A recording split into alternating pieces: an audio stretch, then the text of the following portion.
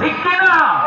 ও আমার জাতি, 50 বছর অহেতুক ভাবে সময় নষ্ট করেছি, আরো কি সময় নষ্ট করা যায়?